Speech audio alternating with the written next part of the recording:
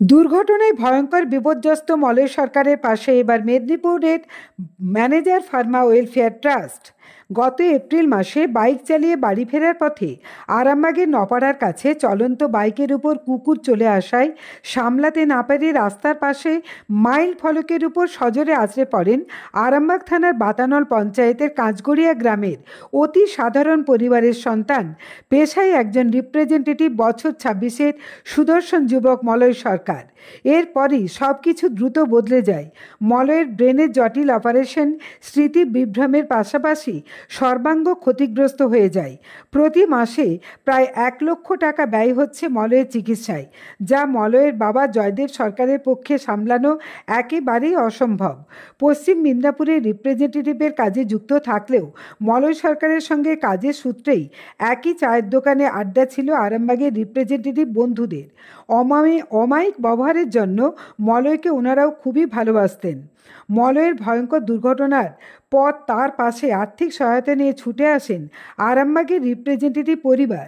আরামবাগ টাইমসের চ্যানেলে সেই সংবাদ সম্প্রচারিত হলে সেই সূত্রে পশ্চিম মিদনাপুরের রিপ্রেজেন্টেটিভ বন্ধুরা তারাও ছুটে আসেন মলয়ের বাড়িতে আর্থিক সহায়তা নিয়ে। এবার মেদিনীপুর থেকে ম্যানেজার ফার্মা ওয়েলফেয়ার ট্রাস্টের পক্ষ থেকে ছুটে এলেন 3 জন ম্যানেজার। তারা সবাই আর্থিক সহায়তা প্রদান করার পাশাপাশি মলয়কে মানসিক শক্তি যোগানোর চেষ্টা করেছেন। আরামবাগের রিপ্রেজেন্টেটিভ পরিবার, পশ্চিম মিদনাপুরের রিপ্রেজেন্টেটিভ বন্ধুরা ও মেদিনীপুরের ম্যানেজার ফার্মা ওয়েলফেয়ার ট্রাস্টের সদস্যরা সকলেই আশা পোষণ করেন মলয় আবার তার পেশায় দ্রুত সুস্থ হয়ে ফিরে আসবে। মলয়কে তারা সামলে ওঠার জন্য লড়াই করার মানসিক শক্তিও যোগান। আজকে ম্যানেজার ফার্মা ওয়েলফেয়ার ট্রাস্টের সদস্যরা যখন মলয়ের হাতে বা মলয়ের বাবার হাতে আর্থিক সহায়তা তুলে দেন, মলয়ের চোখে তখন জল। দেখুন বিস্তারিত। ক্যামেরায় কুশকুমার পাড়ের সঙ্গে কাকলি চ্যাটার্জি, আরামবাগ টাইমস। আপনি যখন প্রথম এলেন তখন কি দেখেছিলেন আর এখন কতটা দেখছেন? আমি যখন এসেছিলাম ওনার হাত পুরো এরকম বাঁধা ছিল, পাও এরকম বাঁধা ছিল। তো এই পেশেন্টের ক্ষেত্রে কন্টিনিউ পেছনে লেগে থাকতে হয়, তবে এই পেশেন্ট উঠতে পারে। যে একদিন 1 ঘন্টা ফিজিওথেরাপি করে গেলাম, তারপরে পেশেন্ট ছেড়ে দিলাম, ওতে পেশেন্ট ডেভেলপ দেবে না। ওর সঙ্গে কন্টিনিউ সবাই মিলে লেগে থাকলে তবে হয়ে যেত। কিন্তু ওনার প্রথম ট্রিটমেন্টটা অনেক ভুলভাল হয়ে গেছে। ট্রিটমেন্ট ভুল হয়নি, মানে ওনার ক্যারি করাটা ভুল হয়ে গেছে। যারা যারা ক্যারি করেছে সেটাই ভুল, প্রসেসটা ভুল করেছে। ডক্টর ঠিক করেছে, কিন্তু এখানে বাড়ি এসে যে যারা ক্যারি করেছে সেই পজিশনটা ভুল ছিল। এখন এই যে 10 দিনের মাথায় আমি 10 দিন এখনো আসিনি, আমি এসেছি 9 দিন। 9 দিনের মাথায় এই ইমপ্রুভ করেছে। তাহলে আরো থাকলে তাহলে আর কতটা ওর কি ব্যায়াম করার আগ্রহটা আছে? না, প্রথমত ছিল না, এখন এসেছে। প্রথম তো খুব চিল্লাতো, চিৎকার চেঁচামেচি অনেক কিছু করতো। এখন যখন ব্রেন মানে ইমপ্রুভ করছে, তখন ওর কাজেরও চাহিদাটা বাড়ছে। ঠিক আছে, আস্তে আস্তে বাড়বে। এখন কি মনে হচ্ছে উনি খুব ইমপ্রুভ করবে আরো তাড়াতাড়ি? মানে এইরকম যদি হতে থাকে তাহলে 1 মাসে অনেকটা। আসলে কি হয়েছে, ওনার হাত পা গুলো টেরা হয়ে গেছে। সেটাকে যখন আমরা পজিশনে আনছি অটোমেটিক লাগবে। ঠিক আছে, ওর তাই হচ্ছে, ব্যথা হচ্ছে, সব জায়গাতেই ব্যথা হচ্ছে, কিন্তু ব্যথা হতে হতে ওটা ঠিক হয়ে যাবে।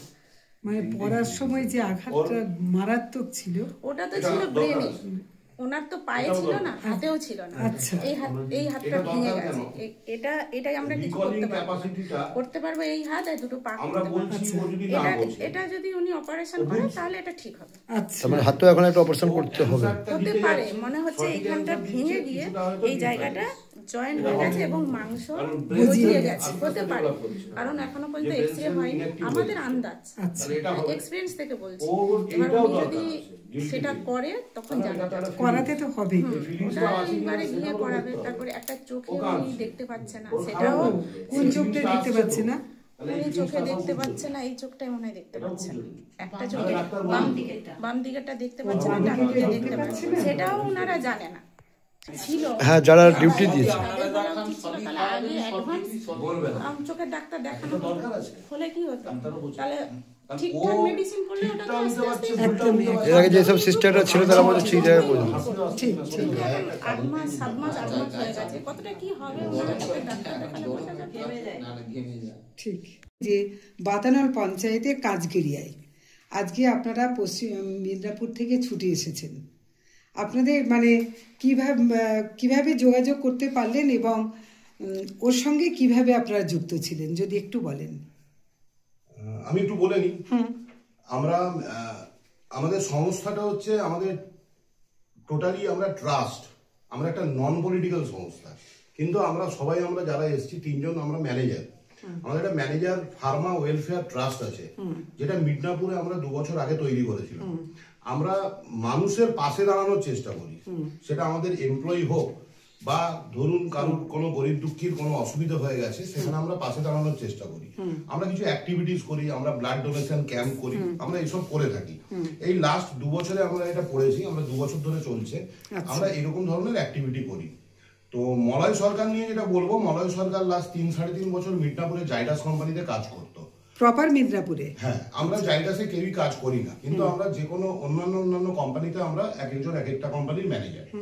ও জাইডাস কোম্পানি বলে একটা ফার্মাসিউটিক্যাল বড় কোম্পানির মেডিকেল রিপ্রেজেন্টেটিভ ছিল মিদনাপুর হেডকোয়ার্টারে। আমরা আপনাদের আরামবাগ টাইমসের মাধ্যমে আজকে 5-6 দিন আগে জানতে পারি যে মলয় সরকারের গত এপ্রিল মাসে কোনো অ্যাক্সিডেন্ট হয়।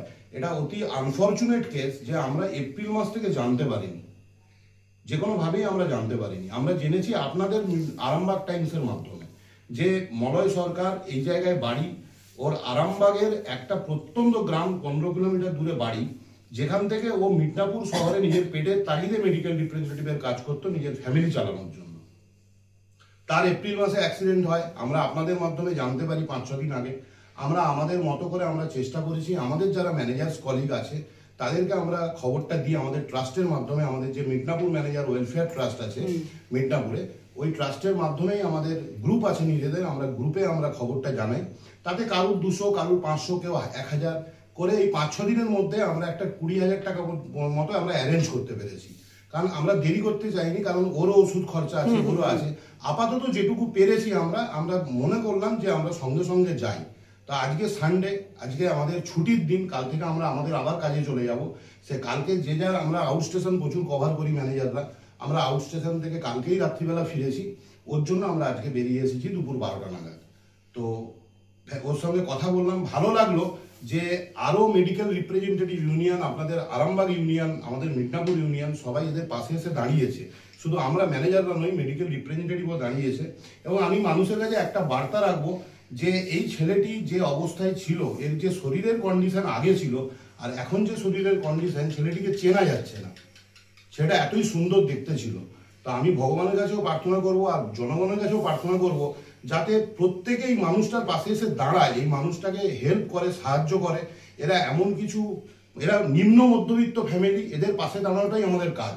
যদি সবাই এসে দাঁড়ায়, সবাই যদি একটু একটু করে হেল্প করে, সাহায্য করে, তাহলে আমার মনে হয় ছেলেটি উঠে দাঁড়িয়ে আবার নিজের কাজে ফিরতে পারবে। একদিন না একদিনও ফিরবেই, এটা আমারও বিশ্বাস, আমাদেরও বিশ্বাস। তো আমিও সবার কাছে একটাই মিনতি রাখবো যে প্রত্যেকে যেন কিছু কিছু করেও অন্তত এই ছেলেটিকে হেল্প করে, ছেলেটিকে একটু দাঁড়াতে সাহায্য করে। একটু নামটা যদি বলেন। আমার নাম তন্ময় চক্রবর্তী, বাকিদের ইনি ঋত্বিক বাবু, এনার নাম রাকেশ বাবু, আর ইনি স্বরূপ বাবু।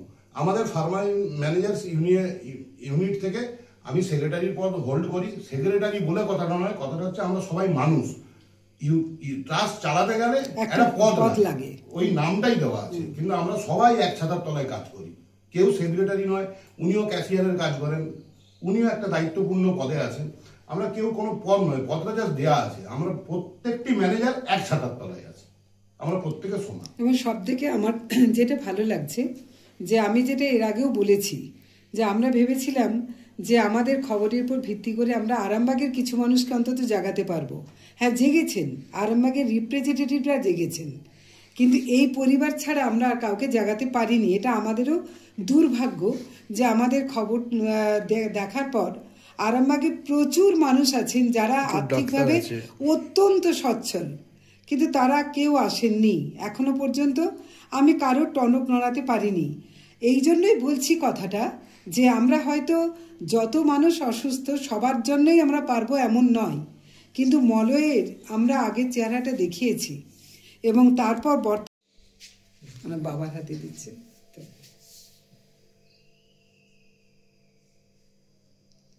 দাদার একবার অ্যাকাউন্ট নাম্বারটা আরও একবার বলে দিন, আমাদের অন ক্যামেরায় বলে দিন। দাদা আপনি একটু বলে দিন। বলে দিচ্ছি। আমরা বারকোডটা মলয় সরকার যেহেতু অসুস্থ, মলয় সরকার নিজে সই করে কোনো টাকা এখন তুলতে পারছেন না, তাই মলয় সরকারের বাবাকে আমরা আমাদের ম্যানেজার্স ট্রাস্ট থেকে, মিডনাপুর ফার্মা ম্যানেজার্স ট্রাস্ট থেকে আমরা চেকটা ওনার বাবার হাতে তুলে দিলাম, এবং আমাদের যারা রিপ্রেজেন্টেটিভ ভাইরা বন্ধুরা আসছেন তারাও ওনাদেরকে যে চেক দিচ্ছেন বাবার নামেই চেক দিচ্ছেন। তাই আমি সমস্ত জনগণ, সমস্ত যারা সহৃদয় ব্যক্তি, যারা দিতে চাইছেন কোনো রকম অনুদান এই ছেলেটিকে ভালো করে সুস্থ করে তোলার জন্য, তাদেরকে আমি একটু অ্যাকাউন্ট নাম্বারটা বলে দিচ্ছি।